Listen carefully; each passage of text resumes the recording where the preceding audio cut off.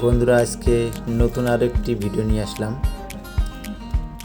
শস্যের ফলন ভালো হলে কৃষকের মুখে হাসি ফোটে, আর সেই সোনালি হাসির অংশীদার আমাদের গবাদি পশুরাও।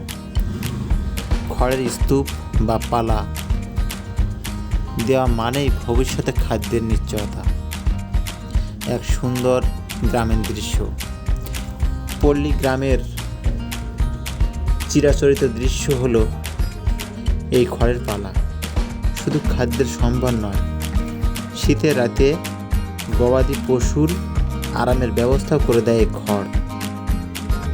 একদিকে পালা দেওয়া, অন্যদিকে খড় উঠিয়ে দেওয়া,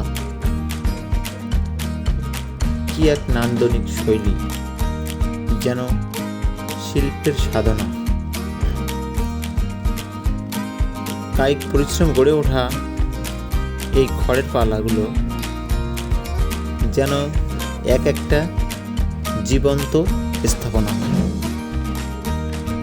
প্রকৃতির পালা বদল, ঋতুচক্রের আবর্তন সবই ধরা পড়ে এই গ্রামীণ জনপদে। মানুষের আর পশুর আত্মিক যে সম্পর্ক, চিত্রকলা এই খড়ের পালাগুলো তাই মনে করে দেয়। বন্ধুরা, আজকে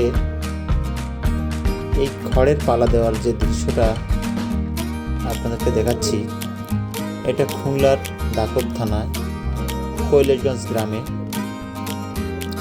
চারকোনা যে পালাটা দিচ্ছে, প্রায় 8 বিঘা জমির খড় দিয়ে তৈরি এই পালা। দেখতে যেমন সুন্দর, তেমনি মন ছুঁয়ে যায়। তো বন্ধুরা, আজকে এ পর্যন্ত। যদি আমার ভিডিওগুলো ভালো লাগে তাহলে অবশ্যই আমার চ্যানেলটি সাবস্ক্রাইব করবেন,